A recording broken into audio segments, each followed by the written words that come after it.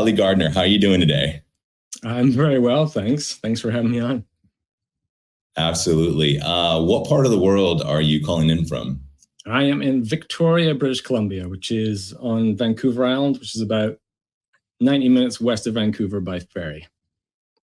Very nice. Okay. That's been one of the destinations that I've been wanting to visit, but haven't just yet. Hear some great things. I'd imagine the weather is nothing like it is in Texas during the summer. And so I don't know. Yeah. What's it like out there? It's beautiful right now, but yeah, we don't get Texas weather. That's for sure.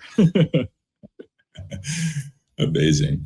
Well, hey, thanks again for jumping on. And just to welcome everyone in the audience, welcome to the Entrepreneurship Handbook podcast. It's the podcast where we interview founders from around the world, seeking inspirational stories with actionable takeaways. So we have the pleasure of having Oli on the podcast. So Oli, would you like to kind of introduce yourself, give yourself a little, just tell us a little bit more about your background and just kind of your journey, starting with the Unbounce story? Sure. Well, going way back, I grew up in Scotland. And I went to the University of TCP. TCP stands for Terrible Career Planning, because basically I wanted to be a sound engineer. And then I was horribly lied to by the careers guidance person in high school who said, you can't do that. I'm like, oh, okay. So I ended up doing an electronic and telecommunication degree, which I hated. But in the last year, I found a way, like we got taught a little bit of coding in the last year. So I kind of pivoted my final project to be, as my first basically big pivot of my life, I guess. I basically decided to write some software to do my final project instead of actually doing the project itself. So it was really cool, had nothing to do with what I was supposed to be doing, but I passed, it was fine. But that kind of, got me a little bit interested in coding. So then from that point on, I started basically trying to convince people that I was a software developer, even though I kind of wasn't. But then ditched my master's to come to Canada for a year, immediately fell in love and decided I had to come back here. So I went back to London, worked as a programmer for 3 years in London, wearing a 3-piece suit every day. And to apply to move back, came back in 2000, worked for a startup, got laid off on 9/11, delivered pizza for 6 months. Then basically started building websites for ecotourism companies. I basically reached out. I said, I can't just deliver pizza and I can't do nothing. So I reached out to a bunch and said, your website sucks. I'll build you a new one if you give me free trips to go whale watching and things like that. Anyway, so basically then transitioned from back end all the way through front end usability, optimization, that kind of thing.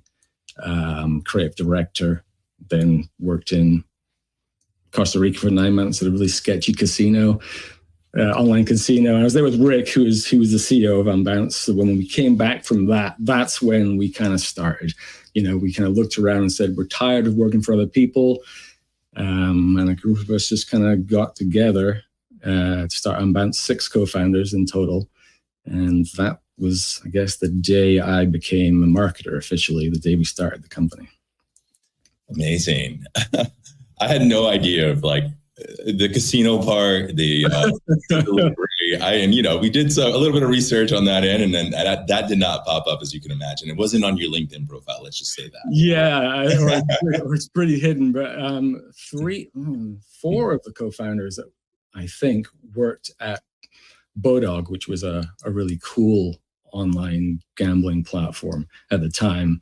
Amazing UX team. It was just a really great place to work. So kind of, we'd all worked in that environment a little bit. But yeah. So. Yeah, it's amazing. Walk us through the journey of having 6 co-founders. You mentioned how 2 of you met and a few others. How was it, working with the 6 other co-founders? Did you guys know that you would have a good working relationship early on? What were the kind of factors that went into play that essentially you felt confident with in terms of? Yeah, I mean, we'd all worked together in different formats. Like when I first came to Vancouver in 2000, that's when I met 3 of them, Rick, Jason, and Justin. And then we kind of, went our separate ways, different startups and things, different companies. So we'd all worked together in different capacities, and 3 of them ran an agency for a little while. So there was a lot of history of working together in little pockets, but never together. But it was just good timing because 3 of us weren't working, and the other 3 were doing this agency. And Rick, who became CEO, he had 2 ideas for businesses. One was awesome. That was the one we chose. That was a landing page company. And the other one was a terrible idea. I'm glad we didn't pick that one. And we just kind of sat around. We'd go for lunch every once in a while. And it was like a crew of 12 people at this point. He was just seeing who was interested. And it just kind of got smaller and smaller till it was just the 6 of us. And we're just like, screw it. Like, let's work for ourselves. And yeah, it was an easy decision. It was risky, because half of us had no income. I was sick as a dog. Like, I got really ill in Costa Rica. So I spent 6 months like flat on my back with some awful disease I caught down there. So it was, I was very cash strapped at the time. But real quick, was it just the water or something, or what happened? It was just, because you can get these tablets that protect you from that, and the last about 6 months, I forgot to do it again while I was down there, and then just like, awful. Wow. Okay. So when you recover, you get better after, being sick. And obviously a lot of things are kind of happening in the back end that are, have the DNA, the strands in the DNA to build a company. You're starting off with the idea. You got the people now. How do you guys differentiate yourselves with other platforms out there at the time, maybe like Instapage or some of the other competitors out there? How did you guys kind of decide on creating this kind of separating yourselves from the market, let's say? Yeah, it was a great time back then. We were the first. There was one other landing page platform called Ion Interactive that became Liveball, but they were very much enterprise. So we were the first self-serve platform. There was another one called Performable who started almost at the exact same time as us. But they had a bit too of a technical an approach. Like, they wrote their own markup language or markdown language or something to help you create pages, and it was a bit difficult. And they eventually pivoted to be an analytics company, and they got bought by HubSpot. So that's all awesome. They found a successful path. So it was kind of just us for the first, 3 years maybe. And then Instapage, Lead Pages, and a smattering of others came along. And then probably 8 years in, every single marketing platform has some form of a landing page builder or something. So we got very, very busy. But at the time, it was all about, as quickly as we can, how do we get in the hands of these marketers who've never been able to do this themselves? And that was part of how Rick came up with the idea, because when we were working at Bodog, actually, we were on the UX side, but he saw like the marketing team. So we had some marketing in our team. And whenever we would need a landing page, he would go to the CTO, Carl, who ended up being the CTO at Unbounce, and said, "Hey, can we get a landing page built?" And he's like, "No, we've got a product to build. We don't care." So you're on your own. And that was the first taste of that pain. And then with research, we figured out it was a very common pain. So we were just trying to, as quickly as we could, elevate the fact that, hey, this is a thing marketers can do now. It was a fortunate position to be in, to be honest, like a completely new market like that. Right. Yeah, definitely. I mean, it's certainly exciting, especially where you see the vision was, we're going to be the only one. So let's try to build as fast as we can, go to market, and essentially carve your own lane. Your lane's already kind of built. Walk us through the journey of, once you have the idea, you see the path, you guys can raise money. What's kind of the vision in terms of growing the business? How do you guys do it from the capital side? So we didn't raise a lot, really. We were pretty frugal with it. We did like a friends and family round at the beginning, I think like $50K. And then we had a little bit of angel, and they donated our first office for a year, which was kind of cool. But and then about 3 years in, we raised $500,000. So we raised less than $1 million Canadian total in the first, decade or whatever. So we were always kind of, we weren't doing the big, grab VC money. We're just doing it a bit kind of more cautious than that, to be honest. And it was always a perspective of, we're not going to do it for the sake of raising. We're not going to bring the ego into it to we raised a whole bunch of money. It was if we see and we have a plan for exactly how we would spend a whole bunch of money, maybe we considered it. And if we needed it, and we could have moved faster, to be honest, if we had raised something and done some things differently, but can't really argue with the way we did it because, we remained a leader for a long time. And by doing it, without that investment, and it was kind of nice not to have that pressure from a VC, to be honest. Yeah, it sounds like you're running pretty lean too, right? Just not not endless capital, but with enough to kind of get going. Obviously, there are decisions that maybe in hindsight you look at, maybe you would have done one thing, differently. But like you said, it seemed to basically kind of work itself out.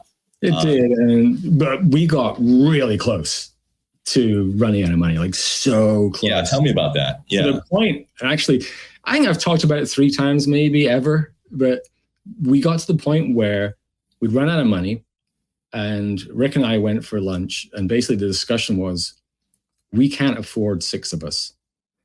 And only 3 were receiving a salary, and a very low salary. But we just couldn't do it. And the decision was going to be basically that marketing needed to step back, basically. So it would be me as the marketer so that we could continue to build the product.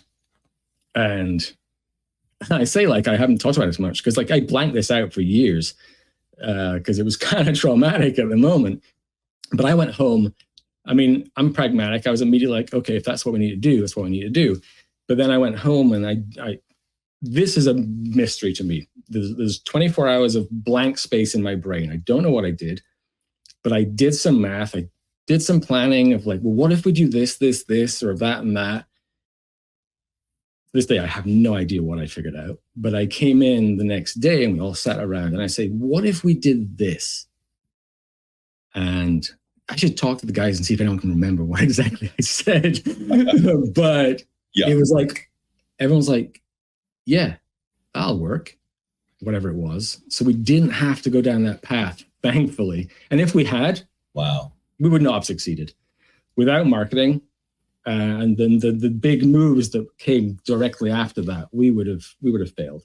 And Rick's always the first to point that out, if we'd gone that way, it wouldn't have been good, because there were 2 kind of really big moments at the start of how our marketing went that kind of came right after that. One was before, amazing. One was after, but yeah. Right. Yeah. They say the pressure, makes diamonds. Do you feel like that was your moment where a lot was kind of, it was really pressure. It must have been a very, scary place to be, where it's wow, you're in a position where marketing's going to be cut. You go back, the mind kind of goes somewhere, everything kind of comes together, and then you have this brilliant idea and it works, which is amazing. And I really don't have a clue what it was. Right. Yeah. As a marketer, can you tell us a little bit about that journey? Being the marketing person for this company. It sounds like you said you were, the only marketer, if not, okay. So tell us a little bit about how you approached it and kind of what the result was from that epiphany moment that you had when things were really tough. Well, because coming into it, I knew nothing about marketing. I'd never done it. And I had this kind of image of marketing being a bit sleazy and, evil or something. Just, it was a naive perspective based on a couple of characters I'd come across. And, there's always people like that. But it wasn't, there's not much truth to it, to be honest. It's just, that was my perspective. So I kind of quickly developed this vision for what I wanted our marketing to be and how I wanted to be as a marketer. I wanted to be very different to that, than my perception. And just from day one, just be incredibly actionable and useful, and no no fluff, no nonsense. And, right into the start, I remember coming in and I said, all right, we're going to launch in maybe 6 months. Our MVP, we need to build an email list before we do that, so we have someone to tell when we launch. So I'm going to write an ebook.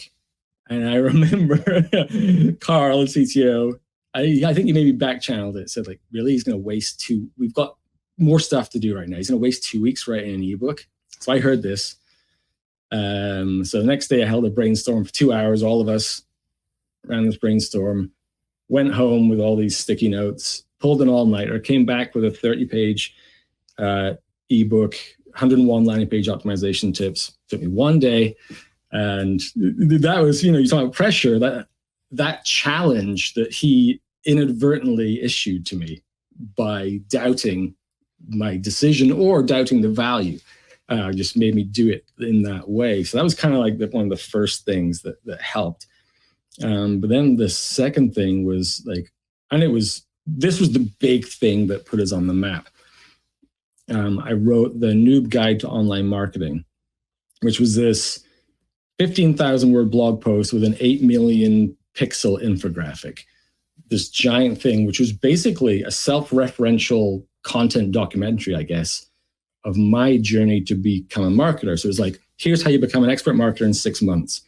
So it was like an eye. The top was this wheel with every facet of digital marketing, like 12 different categories broken down into like 45 subcategories or something. And then below it was this 6-month timeline. When you do these things, how you do them, how they all roll into one another, and when and why you should do them. And then I put it on the Moz blog as a guest post, because back then, like 2009, 2012 was the Wild West of content marketing. It was the greatest time that ever existed. It will never be like that again. And the Moz blog was the place, because they had 2 blogs, the main one and UMoz. If you post on UMoz, anyone could post on UMoz. And if it got enough upvotes, they pushed it to the main blog, and then it blew up. And that post smashed every record they've ever had. It was just, wow. It just annihilated all the records. And Rand was like, why are you giving this to us, essentially? And I'm like, because our blog's tiny, and it will just be I spent 3 months on this thing. If I put it there, it would just die. But I did that, and the knock-on effects of that post still exist today. Probably get into it a bit later on. But people would print out 6 versions of it on their wall and send me photos of, in their office and stuff. And it's personally and professionally and for Unbounce, it was just this massive deal that's continued to deliver, even as lately as 2 months ago. But and we'll get into that a bit later. Wow. Yeah. Okay. So from an SEO perspective, right, it's like, can only imagine the amount of backlinks that post generated, not only to the blog, but to the Unbounce domain, and how many other pieces you could have, made, repurposed from that one piece for, other forms of content, social media promotion. So it sounds like it was obviously it was a great piece, so it broke the records on Moz. You said you spent 3 months on this. I think that's a lesson for, content marketing in general. It's just like folks are now just cranking out really thin, useless pieces of content. Clearly this was just like a huge piece. That took a lot of time, a lot of effort, a lot of thought, visual, items to complement the content. Like this was a big deal. Yeah. Risky as well, especially because it was just me. And, I was doing everything you could see. So I did the website, all the copy on the website, designed the website, all of our content, all of our marketing, email, and it really was it told the story of how I figured it out, kind of thing. So it was kind of helpful to me. So, I'm doing marketing as I'm writing this. I didn't just do that.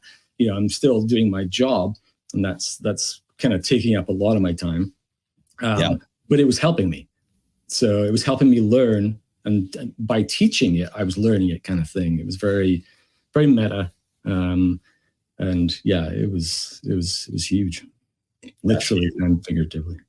Yeah, no, you said something that was pretty interesting. You said it was a huge risk, because I didn't think about that, but I think about okay, if our marketing person is spending 3 months on this piece, it work. Like, what next? The fact that it came from a place of, like you said, like teaching yourself, research, iteration. It was in itself like a product of its own that gave it a life of its own in its sense.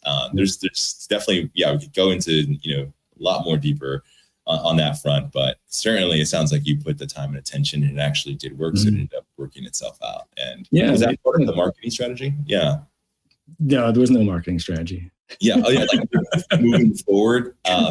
Yes. That, like, did you learn that lesson and then start on another big, cornerstone piece? Or Yeah, that became a bit of an Unbounce trend, and none were as big as that.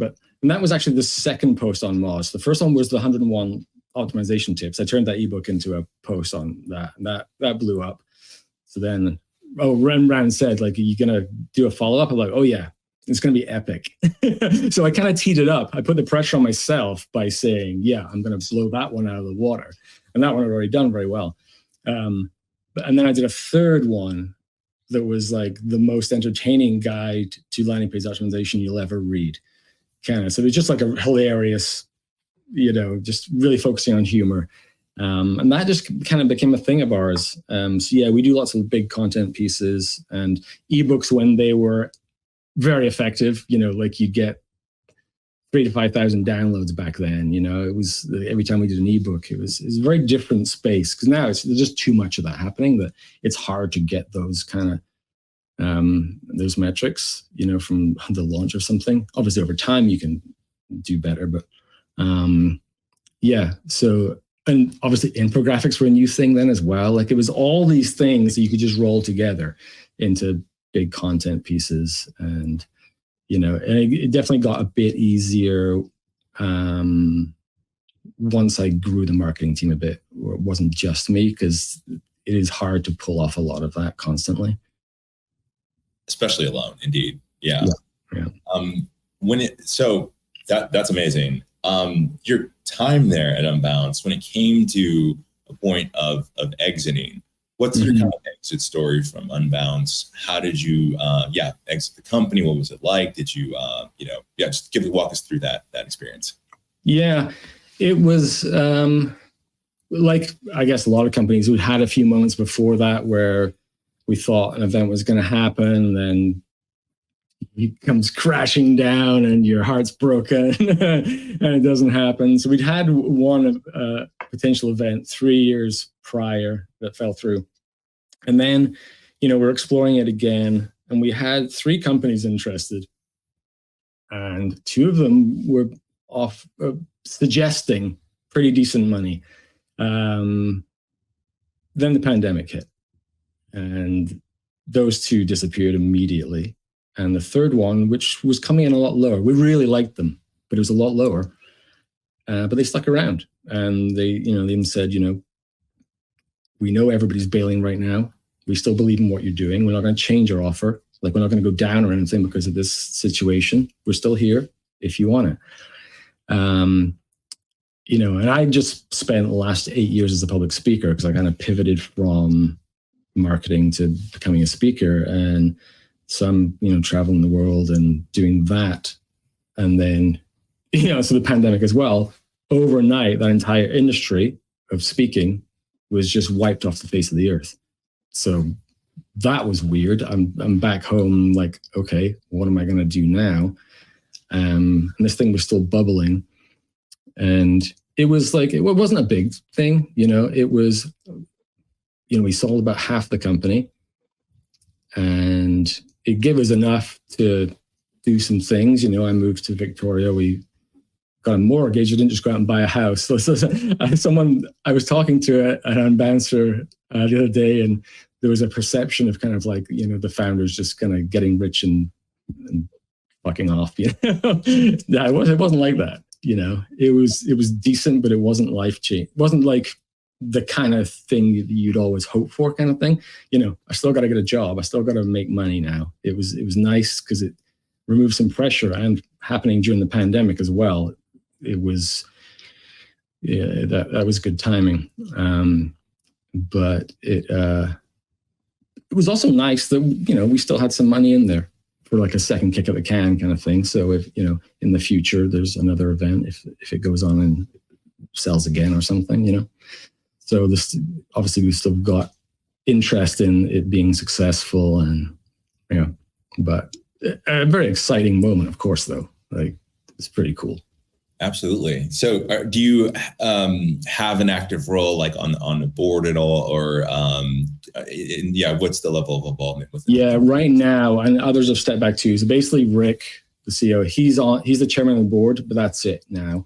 For a while, two of us went part-time for about a year and a bit, and Rick and Carter, who is the president, they kind of stayed on part-time as strategic advisors. But now it's just Rick on the board. Yeah. So we're at a distance now, just hoping that, they keep being successful.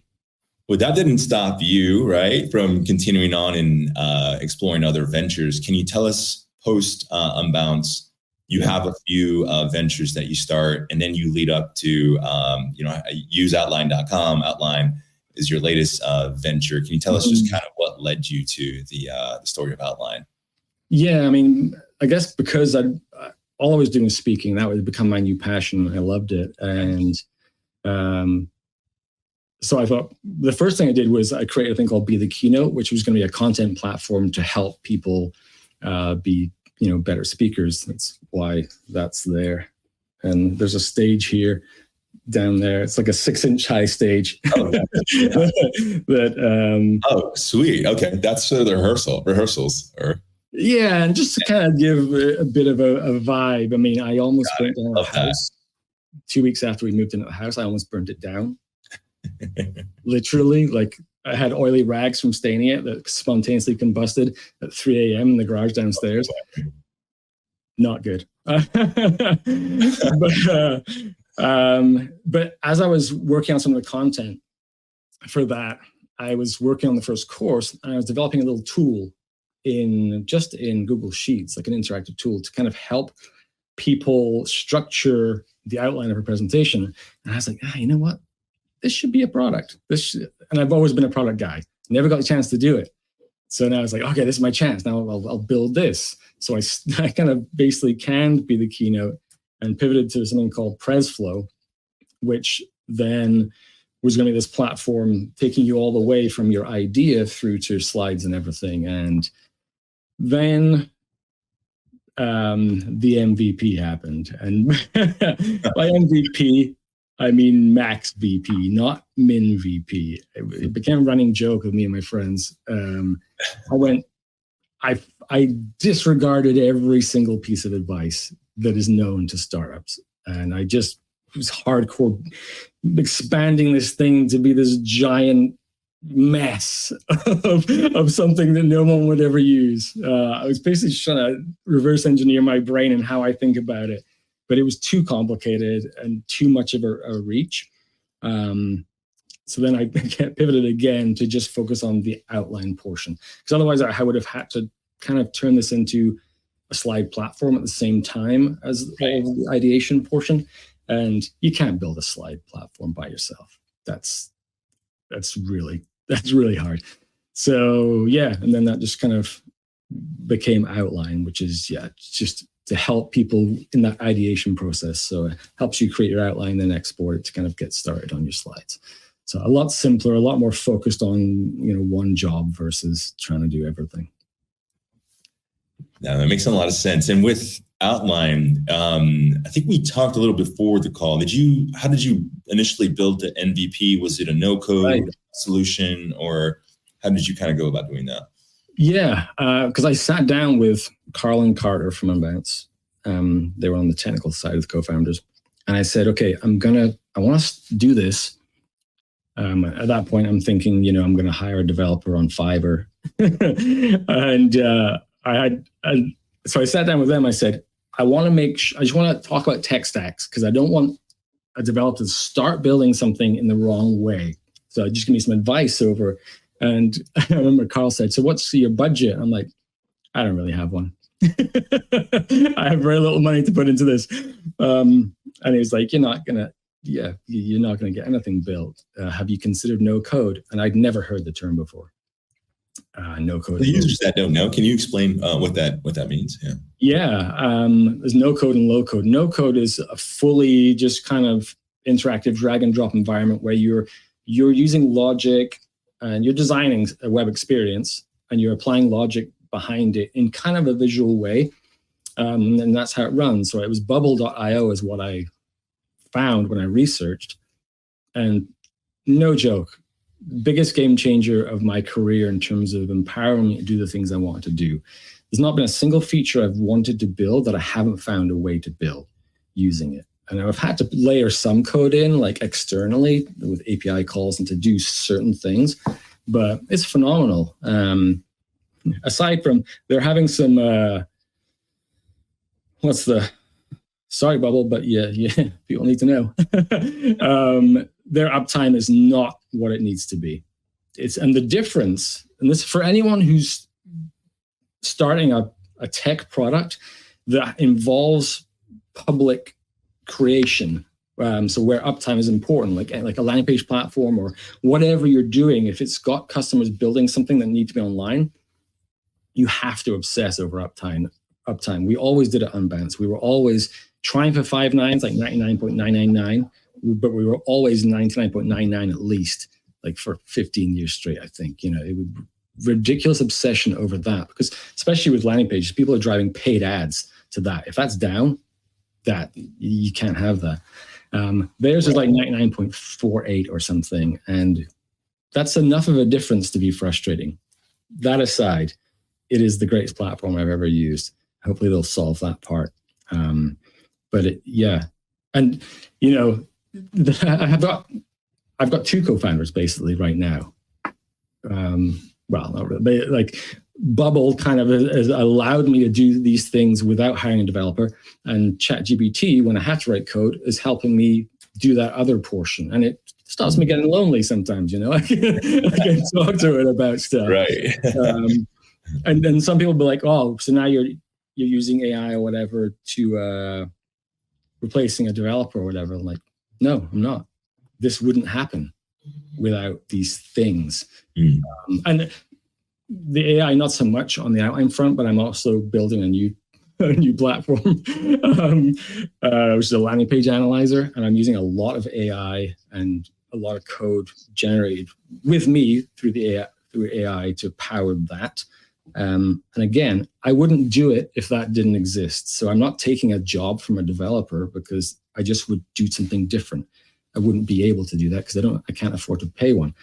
So, there's all these arguments that go on about that. Yes, it's replacing some jobs, but in instances like this, all it's doing is helping me do something I otherwise couldn't. And it's been phenomenal for that, to be honest. That's amazing. In terms of, like you said, you have the tools, you have your co-founders, you have and then you have obviously ChatGPT, which is a great resource. In terms of your vision for the company, where do you see the platform headed? And do you plan to keep it, lean? Are you bootstrapping? Are you seeking capital when it comes to growing out that vision or realizing that vision? Yeah, my first main thing is I want to get to that point of, I missed the product market fit with PresFlow. Outline got people a lot more excited and a lot more quickly, so I'm more confident there. But I wouldn't raise anything yet. I want to get to a different point where I feel a bit more confident about its fit and that it's got a chance of succeeding, because I don't want 2 things. I don't want to waste someone's money, but I also don't want the pressure of that. So there'll be a point, I'll know it when it happens. And at that point, because I do want a co-founder. I'm kind of a bit exhausted from doing it all by myself. I want that, camaraderie and the social dynamic, and just, every idea you're trying to work through is 10 times faster when you're talking out loud with somebody else versus just running cogs in your mind. So I definitely miss that. People always used to say like 6 co-founders, that must have been crazy. Did you fight a lot? Never. It was kind of perfect. We were lucky. Well, fortunate, not lucky. But I will be seeking a co-founder, whether it's for that or whether it's for the new landing page analyzer I'm building. I'm not sure which direction I'm going to go. I'm kind of, since I had this latest idea, I want to maybe get an MVP of that out first and see if that has faster legs than outline. And I'll kind of make a choice on which direction I go then. Because I'm really enjoying building that. That's going to be called PageRocker.com. The website is not done. There's nothing there yet. But yeah, it's, but going back, so I'm very bootstrapped to the point where in December, I had a deal with Nicole, my wife, that if there wasn't decent revenue coming in from outline, and it's very small, I had to get a job basically and find new, because it'd been 2 years without any income, and that's stressful. So I did that. And this is where it comes full circle, because I put a new website out and I said on LinkedIn, I'm doing some consulting, I'm doing these things like speaker coaching, no code development, marketing, Immediately someone pings me on LinkedIn, and they knew me from the Noob Guide. They had the Noob Guide on their wall in their office 15 years earlier. And they're like, I want to work with you. And that got me some work. And that's what I mean by that. It just never stops paying off. Right. That thing. So that's helped, keep the wolf from the door, so to speak, for now. And I'm just, exploring which of these avenues I'm most excited about, really, to be honest. Got it. There's no pressure like a wife's pressure, right? Where you give her your word. Now you kind of have to, like, you're kind of back in the corner again. We have to figure it out. Do you feel like that pressure really helps you to thrive? That's been a consistent theme where it's like some people thrive off of that pressure. And it's not to say we put ourselves there, but it's time. I guess it comes to a point where sometimes that pressure it comes through that certain timing where it's like it's either here or nothing. Do you thrive most under that pressure? And do you find that you put yourself in those positions, or it just kind of happens at the right time, right place kind of thing? I tend to put myself in those positions. I like pressure. It's been I'm not gonna lie, the stress has been a bit much lately. That's when you go a long period of time without income, when you're building something, it's very stressful. But it was kind of like, the start of Unbounce, we worked ridiculous hours, but because we loved it and it was for us. It wasn't hard work. It was awesome work. We didn't care that, we'd be in the office at 3 a.m. just because we were having fun. And when I discovered Bubble and I started building these platforms, I kind of went right back to that. I couldn't stay up that late. We got a 5-year-old kid now, but I was getting up at 4 a.m. So I'd get 4 hours of work in before the family woke up, because I was just so excited about being able to build anything I wanted, So it's the excitement over what I'm building that kind of alleviates the stress, I guess. And I just gotta find that product market fit and push it further. But it is slow when you're doing it by yourself, especially trying to build a SaaS company. One person, there's a lot in there, because I get excited about product, and I'm like, okay, I'll do a little bit of marketing, I'll create some content. People love the content. I was like, but I gotta go back to do this. Then this goes quiet, and that is tough. So I definitely want to partner up with some people sooner rather than later. Most definitely. No, I definitely hear you on that. You said Page Rocker. Was that the name of it that you were kind of rent? Okay, so that seems like obviously it's a little closer to home, closer to your past experience where you have a lot of it's on the Unbounce side. Is that kind of the excitement about? Does that kind of create the excitement for the product because there's that level of experience and familiarity with similar product rather than, I'm not saying rather than, but as aside from looking at, outline how it's completely something a little different, it's outside of kind of the experience base that you've built with Unbounce. Is there, how do you kind of balance out the, in terms of like the realistic and ambitious goals between the two products? Like, how would you know if either one's successful or not? If that makes sense. Yeah, I'm pretty good at gauging the kind of interest level I feel, but I definitely feel outline is a bit narrower in terms of its appeal, because I can guarantee if you use it, you will make a better presentation. But it's a step before you get to your slides, which is why it's a good idea, because jumping at blank slides is a terrible idea for everyone who's ever made a slide deck. This thought process and the creativity that goes through that makes the next part better. But it's an extra step, and not everyone wants to take an extra step, even if it's going to help them. So there's a little bit of a battle there with getting that to, I've got to make it easier and easier, I guess, is part of it. So that it's less of one of those, but it's interesting. I didn't want to hear the word landing page ever again.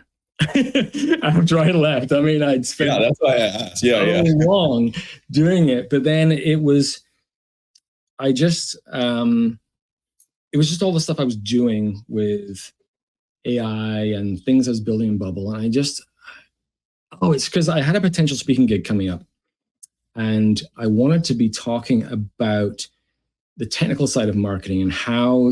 One of the talks I did was about marketing IQ and the fact that IQ doesn't really grow after a certain age unless you push the boundaries of your brain to like learn more complex methods. So I want to talk about that and talk about building marketing-based functional utility tools for marketing using AI and no-code platforms. I wanted to kind of inspire marketers to try this approach. So then I was like, okay, I'll build a tool in advance of this talk. The talk didn't end up happening, but I'd spent a couple of weeks exploring the idea and got really excited about it, and just bring all my old passions and knowledge together with my new ones. So I'm gonna give it a go and see where it goes, because it's pretty cool what it's able to do so far. I did not think I would be going back to anything to do with landing pages, but this is an analyzer. So it's basically you'll put in a URL and it will grade it, and it will give you optimization advice and things like that. Unbounce did a simple version of that many years ago. It doesn't exist anymore, but this is going to be a much more powerful thing. And hopefully I'll get to partner with some people I used to work with in the past if it takes off. Absolutely. I'm definitely interested as well. Just on the agency and marketing side, we always have, clients with quote unquote landing pages, or just pages that they're driving paid ads to, or social campaigns that are not optimized. They got no call to actions where folks could see them. They're not mobile friendly. They got lots of text in the wrong areas. They're just really bad web pages. They're not really even landing pages. But I think allowing them to see just kind of where the opportunities are would just allow them to be like, I get it now. Let's go ahead and improve this page, and let's get a better landing page there.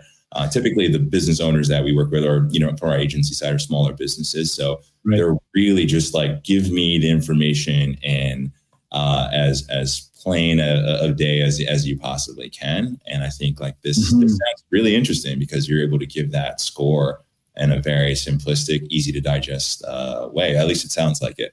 Yeah, and it analyzes it based on lots of factors, and it'll be very specific, targeted, and actionable advice. And leaning on data sources from Unbounce, Wistia, other places where I've got conversion data, and just bringing all these things together to give you this basic rundown of like, here's how you can make it better. And I don't want people with awesome landing pages putting the URL in. Yes, you'll get a good score, but I want the people small businesses who aren't very good, or they're starting out, they don't know how to do marketing. I want them to run it through and go like, wow, okay, I can change that, and that, and this is how I do it. Okay, that could have a profound impact. And, and it won't just be saying this is bad. It'd be like, this could be better. Here's how, here's why, do this kind of thing. So yeah. Love that. Excited. Yeah, love that. Your experience with Unbounce and just your founder's story, or your past few years, you think about everything leading up to, the idea with PageRocker and with Use Outline or Outline. What are some of the takeaways, experiences that you've learned from your past that you're bringing into your new ventures, good or bad, right? What are some of those lessons that you learned over the course of the years that you're taking into these new ventures? Yeah, I still hold on to that from a content perspective, that same kind of quality bar. I still, whenever I do something, it has to fit that criteria.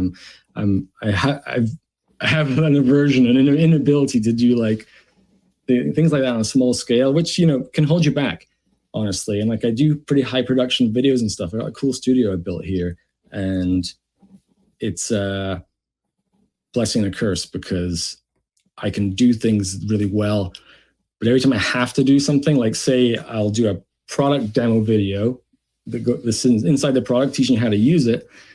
Obviously, you roll out new features and everything. You got to update that, and then it's like, I got to write a new script. I got to film it. I got to edit it. It's a lot of work. So I could learn a little bit from just simplifying some of those things to be a bit more lo-fi, but I think part of my advantage when this does, succeed, will have been some of those quality factors, to be honest. Amazing. No, that's great. I mean, you mentioned like content and simplicity, and allowing, obviously those things to fall in line with what you're building. And obviously it's got to excite you and put a little bit of pressure on you too. Let's be real. From what we learned about today. Yeah. That's amazing. Yes. And so, yeah, I think it's a really, really inspiring story. I love just your journey and how, you're figuring things out. I feel like a lot of the stories we hear from founders in past, interviews, and the ones that I've talked to just outside of podcasts, it's all about adjusting, responding to the adjustments that are happening, being just able to, adjust to those changes that are coming up. Sometimes even a little bit of luck when pressure happens. That's where some of the, like you mentioned, some of those diamonds are being created there.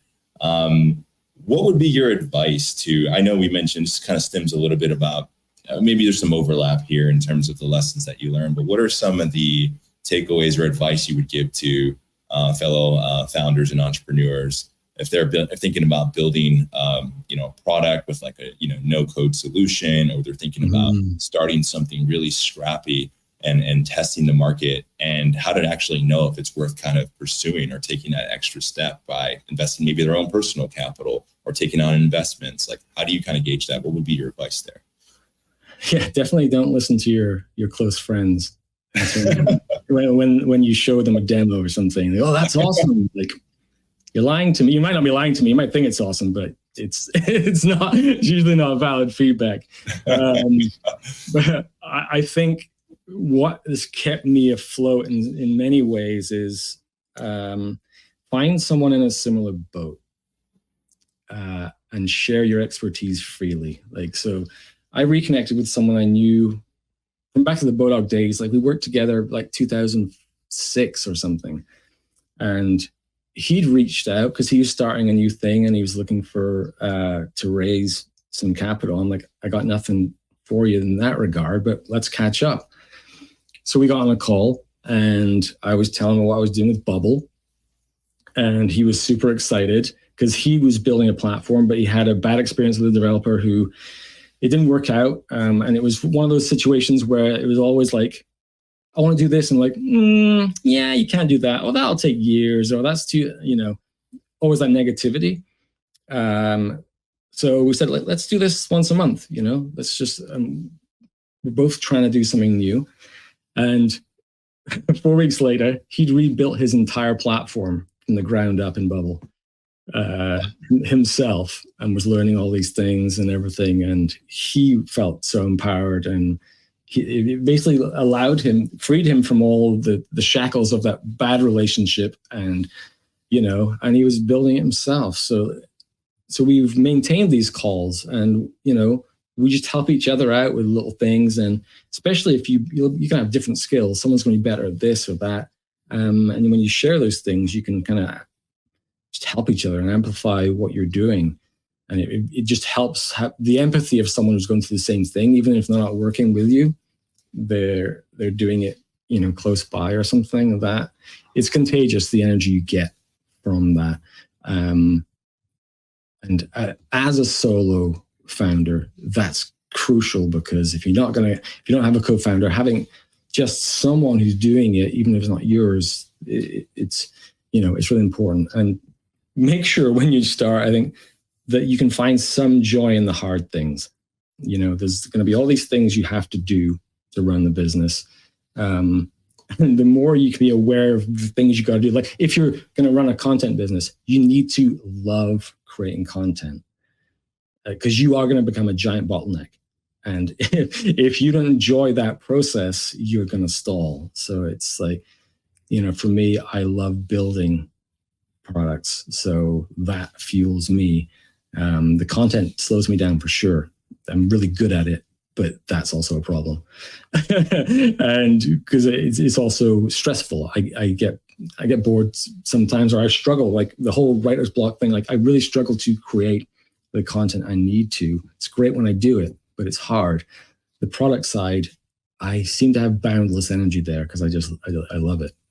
So yeah, finding that portion of what you do that you love will fuel a lot of things.